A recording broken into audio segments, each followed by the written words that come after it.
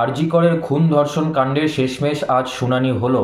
কতটা হলো না, কতটা জাস্টিস আসলো, কতটা আসলো না, এই প্রশ্নটা রয়েই গেল। আজ শিয়ালদা কোর্টে কলকাতা পুলিশের সিভিক ভলেন্টিয়ার সঞ্জয় রায়কে দোষী সাব্যস্ত করলো শিয়ালদা কোর্ট। এজলাসে সঞ্জয় রায় বলেন যে তাকে ফাঁসানো হচ্ছে। এরপর প্রধান বিচারপতি বলেন যে তোমার কথা সোমবার শোনা হবে, সোমবার এসো, সোমবার শুনানি হবে। কি সাজা হবে এই বিষয়েও প্রধান বিচারপতি বলেছেন সর্বনিম্ন যাবজ্জীবন কারাদণ্ড হতে পারে এবং সর্বোচ্চ মৃত্যুদণ্ড দেওয়া হতে পারে। এর শুনানি সোমবার হবে এবং এর সাথে সাথেই রাজ্য সরকার, রাজ্যের শাসক দল বলা শুরু করে দিয়েছে কলকাতা পুলিশ যেই তদন্ত করেছিল তার ভিত্তিতেই শুনানি হয়েছে। এই কথাটি কতটা সত্য?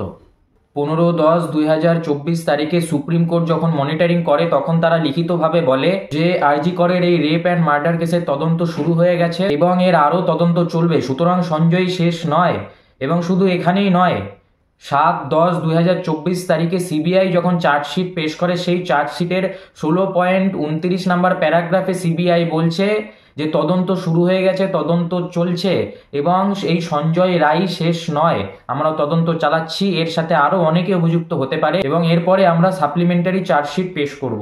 সিবিআই 90 দিনের মধ্যে চার্জশিট দিতে না পারায় টালা থানার প্রাক্তন ওসি অভিজিৎ মণ্ডল এবং আরজি করের প্রাক্তন প্রিন্সিপাল সন্দীপ ঘোষ, যাদেরকে গ্রেপ্তার করা হয়েছিল, তারা দুজনেই জামিন পায়। বিচারপতি অনির্বাণ দাস বলেছেন এই দুজনকে যখনই সিবিআই ডাকবে তখনই এদেরকে উপস্থিত হতে হবে। কিন্তু কেন 90 দিনের মধ্যে সিবিআই চার্জশিট পেশ করতে পারলো না, যার জন্য এই দুজন জামিন পেল? এর ভিতরে অনেকগুলো বিন্দু রয়েছে এবং এর মধ্যে সবথেকে গুরুত্বপূর্ণ বিন্দুটি হলো যে যার উপরে ভিত্তি করে এই সঞ্জয় রায়কে দোষী সাব্যস্ত করা হয়েছে এবং যার শুনানি সোমবার হবে। আরজি করের নির্যাতিতার শরীর থেকে এই সঞ্জয় রায়ের স্যালাইভা স্যাম্পল বা লালার স্যাম্পল পাওয়া গিয়েছে। এটিই একমাত্র এভিডেন্স, বাকি সব সার্কামস্ট্যান্সিয়াল এভিডেন্স, বাকি সব তথ্য প্রমাণ লোপাট করে দেওয়া হয়েছে। যারা দোষী তারা তো জানতো কোথায় প্রমাণ রয়েছে, তারা গিয়ে সেই তথ্য প্রমাণ লোপাট করে দিয়েছে, ডেটল দিয়ে হাত ধুয়ে পরিষ্কার হয়ে গিয়েছে। এখন কিসের উপর ভিত্তি করে তদন্তটি হবে? আপনারা জানেন জাস্টিস পারদিওয়ালা বলেছিলেন এই কেসের যে জঘন্য অবস্থা কলকাতা পুলিশ করে দিয়ে গেছে এর উপরে চার্জশিট পেশ করা একটি মিরাকেল। কারণ সলিসিটর জেনারেল দ্বিতীয় দিনের মনিটরিং যখন হয় তখন বলেছিলেন scene of crime has been changed. কিসের উপর ভিত্তি করে তাহলে তদন্তটি হবে, চার্জশিটটি পেশ হবে? জাস্টিস ফর আরজি কর, তাহলে কি এটিই জাস্টিস?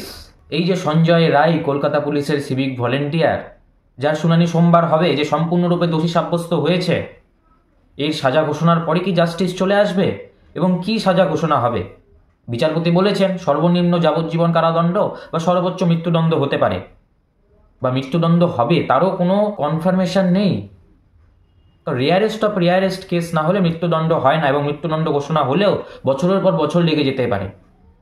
হিউম্যান রাইটস কমিশন সেখানে ইন্টারফেয়ার হবে, বিভিন্ন রাজনৈতিক ব্যাপার সেখানে ইন্টারফেয়ার হবে, বছরের পর বছর ঝুলে থাকতে পারে। জাস্টিস কবে, জাস্টিস কিভাবে, জাস্টিস কিসের উপর ভিত্তি করে আসবে? যেই তথ্য প্রমাণগুলি লোপাট করে দেওয়া হয়েছে। এখন রাজ্যের শাসক দল বলছে যে তদন্ত কলকাতা পুলিশ করেছিল তার উপর ভিত্তি করেই চার্জশিট করা হয়েছে, ওই একমাত্র একজনই দোষী রয়েছে, আর কেউ দোষী নয়। কিন্তু বাকি আরও 5 জনের যে ডিএনএ স্যাম্পল পাওয়া গিয়েছে তারা কারা? তারা কারা? আমাদের পূর্ণ আস্থা সিবিআইয়ের উপর রয়েছে। এবং আরেকটি বিষয় আপনাদেরকে জানতে হবে, এখন রাজ্যে পান থেকে চুন খসলেই সিবিআইয়ের হাতে কেস যাচ্ছে। যে কোনো ছোট্ট ঘটনা, রাজ্যের প্রশাসনের উপরে পশ্চিমবঙ্গের মানুষের একমাত্র বিন্দুমাত্র ভরসা নেই। যে কোনো কেস হলেই সিবিআইয়ের কাছে দেওয়া হচ্ছে। তো সিবিআইয়ের কাছে একের পর এক কেস তৈরি হচ্ছে, একটি কেস শেষ হতে না হতেই আরেকটি কেস চলে আসছে। তো সময় লাগছে। আমার পূর্ণ আস্থা সিবিআইয়ের উপরে রয়েছে, আমরা এর জাস্টিস নিশ্চয়ই পাবো, অতি সত্বর পাবো। যারা তথ্য প্রমাণ লোপাট করেছে তাদের সকলের সাজা হবে, কান ধরে মাথা পর্যন্ত চলে আসবে। আমরা সকলে জানি কোন বড় বড় মাথায়ের সাথে যুক্ত রয়েছে, শুধু সময়ের অপেক্ষা। আমাদেরকে ধৈর্য ধরতে হবে, আস্থা রাখতে হবে, সিবিআইয়ের উপর ভরসা করতে হবে। নির্যাতিতার বাবা মা তাকিয়ে রয়েছে, পশ্চিমবঙ্গের মানুষ তাকিয়ে রয়েছে। আমাদের জাস্টিস চাই, আমরা নিয়েই ছাড়বো।